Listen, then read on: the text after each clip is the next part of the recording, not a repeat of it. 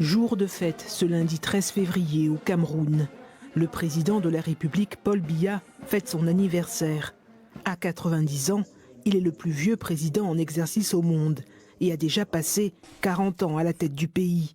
Alors que le chef de l'État s'apprête à souffler ses bougies, les jeunes Camerounais ont défilé 2 jours plus tôt à travers le pays, à l'occasion de la Journée nationale de la jeunesse.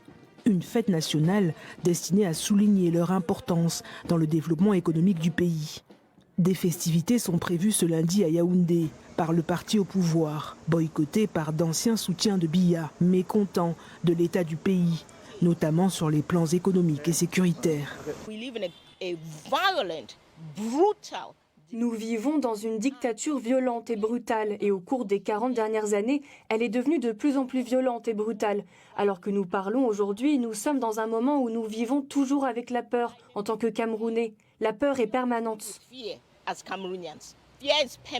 Paul Biya a défendu à plusieurs reprises son bilan par le passé et affirmé que l'exécutif a fait des progrès pour ramener la paix dans les régions anglophones réclamant leur indépendance. Il a également mis en avant son plan Vision 2035 qui vise à stimuler le développement du pays au cours des 12 prochaines années.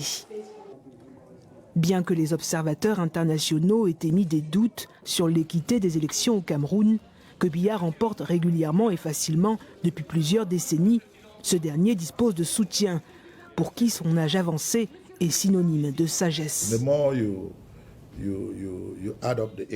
Plus vous additionnez l'âge, plus vous devenez sage. Plus vous avez de l'expérience, plus vous devenez tolérant. Plus vous devenez logique même. C'est pourquoi, si vous observez toutes les constitutions, je suis sûr que ça vous a pas échappé, nulle part il ne figure un âge maximum pour gouverner. And all laws. Have you ever seen a maximum age? Des propos jugés aberrants par le journaliste et lanceur d'alerte Paul Chouta, critique de Paul Biya. Il déclare avoir été battu et torturé à plusieurs reprises ces dernières années et vivre quotidiennement dans la peur.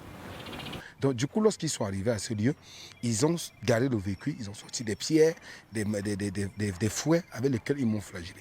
Je suis convaincu qu'en partant, puisqu'ils ont tout pris jusqu'à mes pièces d'identité, je n'ai pas de carte d'identité aujourd'hui, ils savaient que le matin, on devait me trouver mort. Ils m'ont laissé nu, ils m'ont fait consommer de la boue, mais heureusement, comme on dit souvent, il y a toujours un Dieu pour les pauvres, pour les faibles. Ce Dieu a été là pour moi ce jour. Alors que l'opposition reste divisée sur l'efficacité de la gouvernance de Paul Biya, dans les cercles politiques, le bruit court qu'une guerre de succession aurait déjà commencé.